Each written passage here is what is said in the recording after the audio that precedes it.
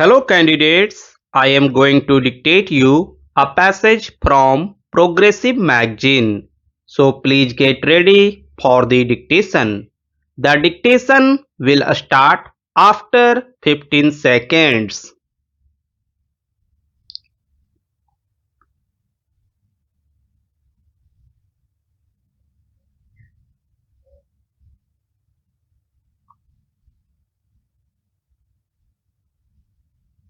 I feel it a great honor to inaugurate this memorable session of the World Forestry Congress.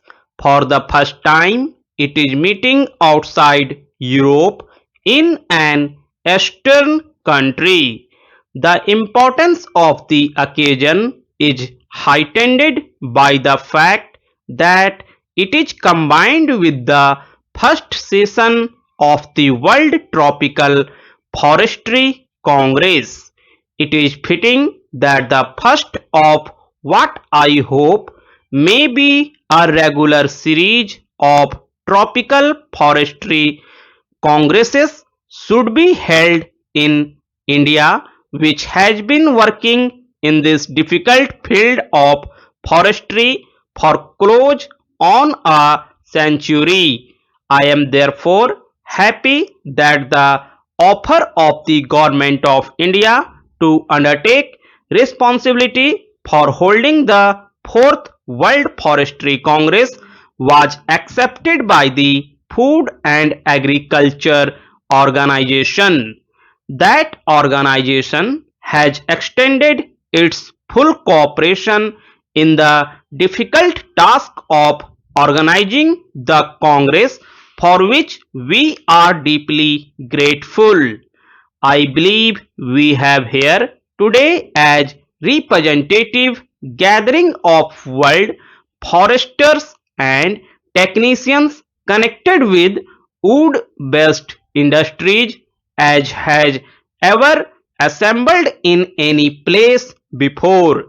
Delegates from 51 countries and representatives of a number of organizations such as the Food and Agriculture Organization, UNESCO, and ILO are present at this inaugural session.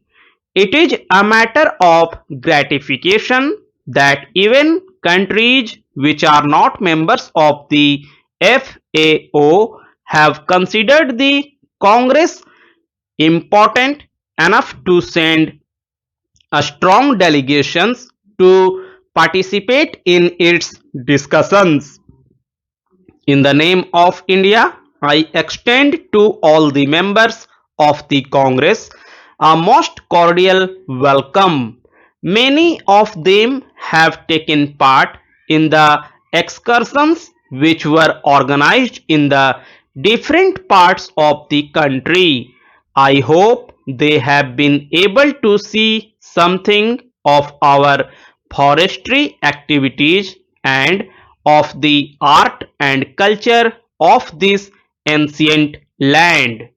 It is appropriate, I think, that the Congress meets at Dehradun, which is universally recognized as the headquarters of Indian forestry.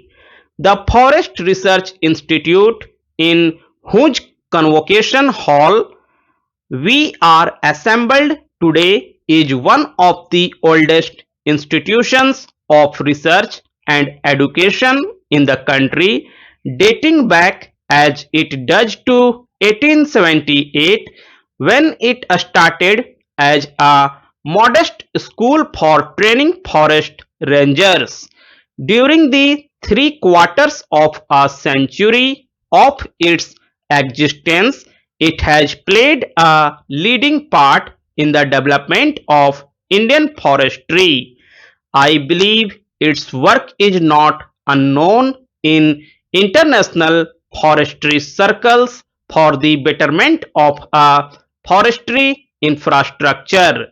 I observe that the Congress has a comprehensive agenda before it, and I note with satisfaction that tropical forestry figures prominently in it. The discussions will no doubt be of a technical nature, but if the recommendations which emerge from the discussions are to be fruitful, they must inevitably take note of administrative, budgetary and social considerations. Forestry is not an end in itself.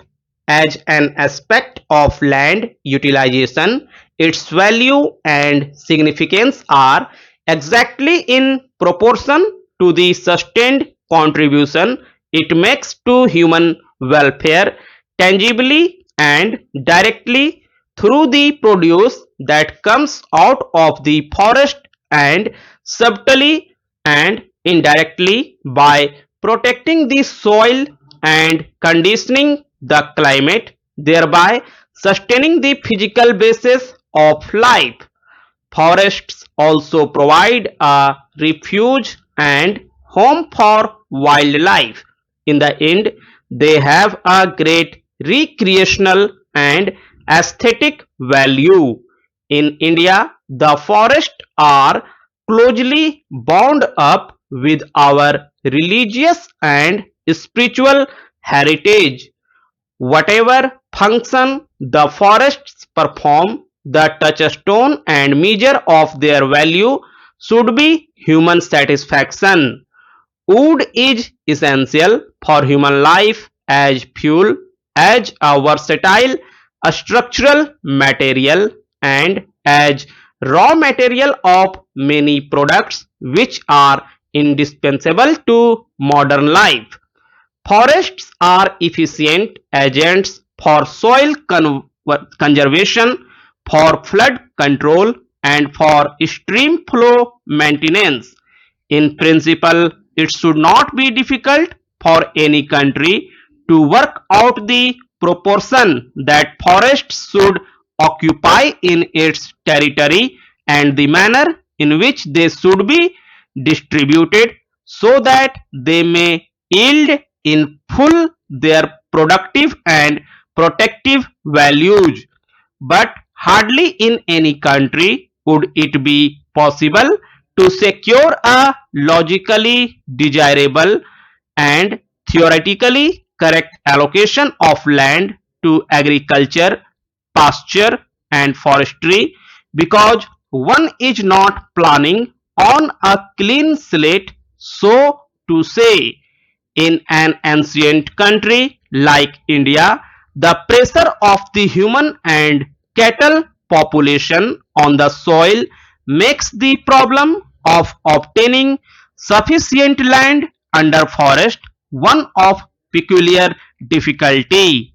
An approach to the target fixed can often be made by afforesting wastelands, by rehabilitation of waste woodlands, and by encouraging village forestry. There are, however, limits to what can be done in these directions. Every country has to strike a balance between the competitive claims of agriculture, animal husbandry, and forestry for use of the land for productive purposes, and this balance must, in the last resort, be based on considerations of what is practically possible in a given set of conditions rather than on what may be theoretically desirable. In the older countries, it may happen that the area under forest plus the area available for afforestation is less than what is considered the desirable minimum now.